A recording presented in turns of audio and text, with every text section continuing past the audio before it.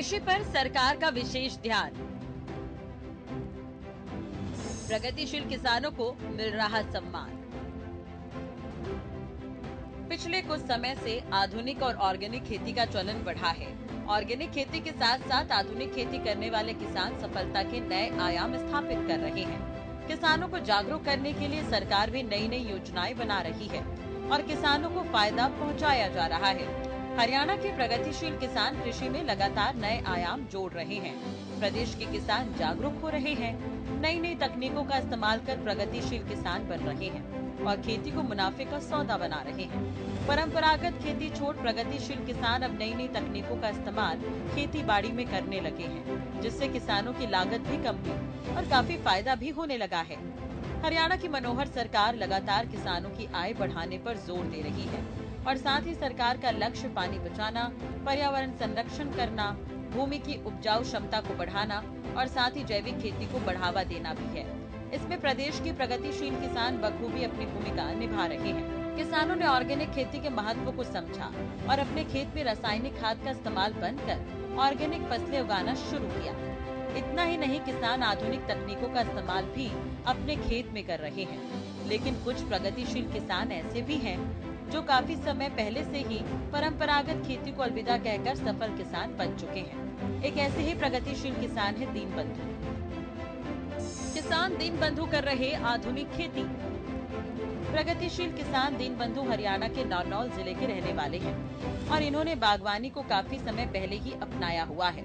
1996 से किसान दीनबंधु आंवले की खेती कर रहे हैं और अपने खेत में मौसमी के पेड़ भी लगाए हुए हैं। इतना ही नहीं, अब प्रगतिशील किसान दीनबंधु जैविक खाद को लेकर जागरूक हुए तो ऑर्गेनिक खेती करना भी शुरू कर दिया। नमस्कार, मेरा नाम दीनबंधु है और मैं हरियाणा के नारनौल के पास मांदी गांव का रहने वाला हूँ। और हम 96 से आंवले का बाग कर रहे हैं। ये आपने देखा है, पीछे आंवले का बाग है, मौसमी के भी पेड़ लगाए हुए हैं और अब हम ऑर्गेनिक खेती कर रहा हूँ मैं। प्रगतिशील किसान दीनबंधु का कहना है कि सरकार से भी उन्हें काफी मदद मिल रही है। इसके लिए उन्होंने सरकार का धन्यवाद किया। उन्होंने बताया कि अब वो ऑर्गेनिक खेती कर रहे हैं और नेट हाउस उन्होंने अपने खेत में लगाया, जिसमें वो ऑर्गेनिक खीरे की खेती कर रहे हैं और इसके अलावा जो घर के लिए खेती कर रहे हैं वो भी ऑर्गेनिक तरीके से ही कर रहे हैं। किसान दीनबंधु रासायनिक खाद के नुकसान से जागरूक हुए तो उन्होंने ऑर्गेनिक खेती करने का फैसला लिया। और हरियाणा सरकार से मैंने नेट हाउसिंग के लिए सब्सिडी दी है, उसके लिए मैं हरियाणा सरकार का धन्यवाद करता हूं। और मैंने नेट हाउस में भी ऑर्गेनिक खीरे लगाए हैं और बाहर भी मैं ऑर्गेनिक खेती कर रहा हूं, जैसे घर के लिए हमने जो भी लगाए हैं। और मैं तो अब यही कह रहे हैं कि जो जितना भी पेस्टिसाइड आ रहा है वो जहर आ रहा है, कम से कम हम जहर से बचें। किसान दीनबंधु का मानना है कि जो रासायनिक खाद फसलों की बेहतर पैदावार के लिए इस्तेमाल की जाती है और खाद्य पदार्थों को कीट पतंगों से बचाने के लिए तमाम तरह के जो कीटनाशकों का इस्तेमाल किया जाता है वो एक तरह का जहर है।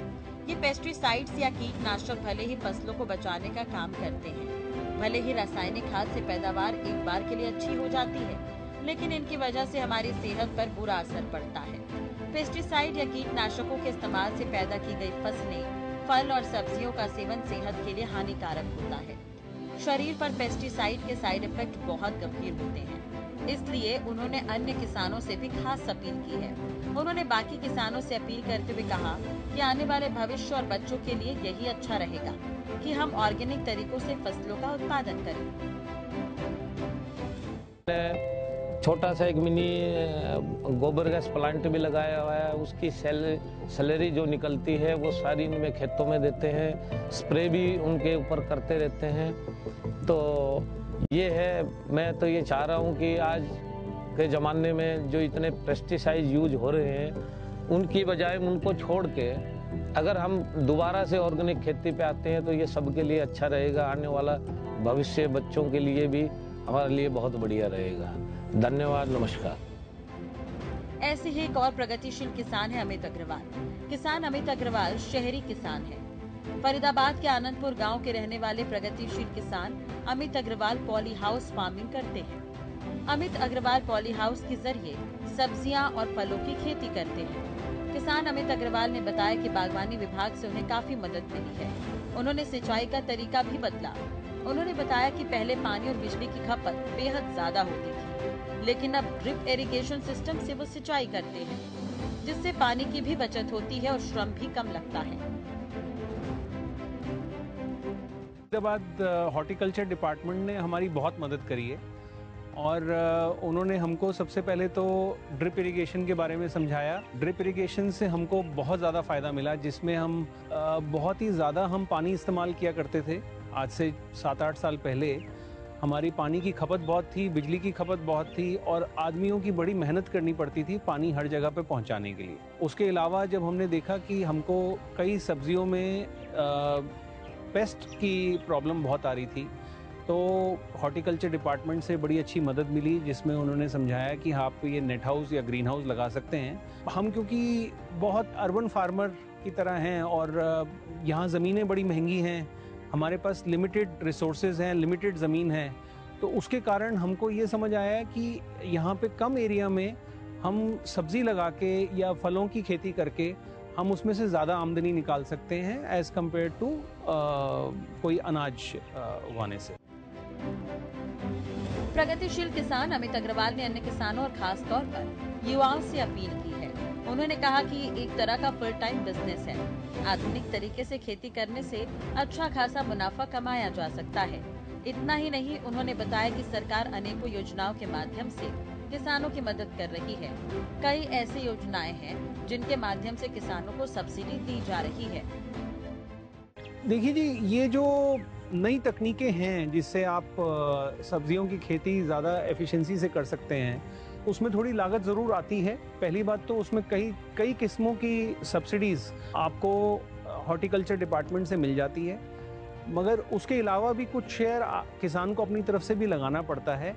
पहली बात तो ये है कि अगर उन चीज़ों का ढंग से ध्यान रखा जाए तो वो बहुत जल्दी ख़राब ही नहीं होती है, नंबर 1। और अगर हम उसकी कॉस्ट की बात करें कि ये जो खर्चा हम कर रहे हैं, ये हम कितने दिनों में अपनी सब्जियां बेच के निकाल सकते हैं, तो वो डेफिनेटली उसमें आपको खुद ही दिखाई दे जाएगा कि ये सब जो खर्चे एक बार ज़रूर हमारी जेब पे भारी पड़ेंगे, मगर वो आगे जाके वो आपकी फसलों में 1 या 2 साल में ही वो सारा खर्चा आप पूरा कर सकते हैं, अगर उसको अच्छे तरीके से प्लानिंग के साथ सब्जियां उगाई जाएं।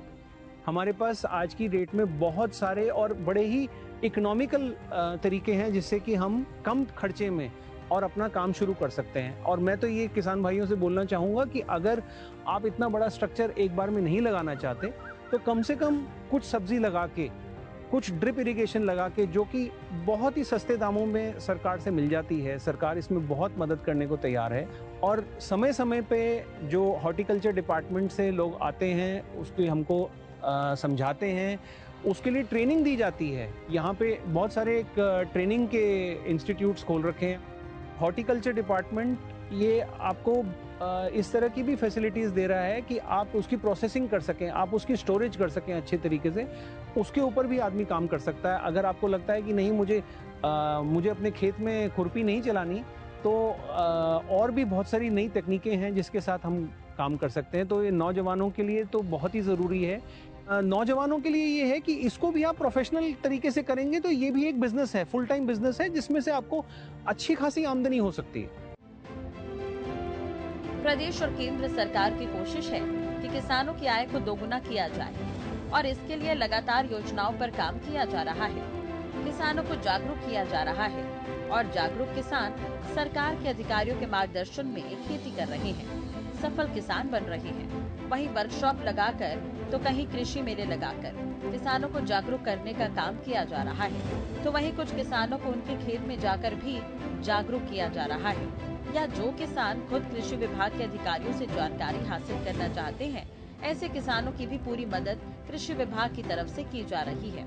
और ऐसे किसान जो कृषि विभाग पर भरोसा जता रहे हैं, कृषि विभाग के अधिकारी और कर्मचारी जमीनी स्तर पर किसानों के साथ कंधे से कंधा मिलाकर काम कर रहे हैं और ऐसे ही प्रगतिशील किसानों की संख्या में लगातार इजाफा हो रहा है।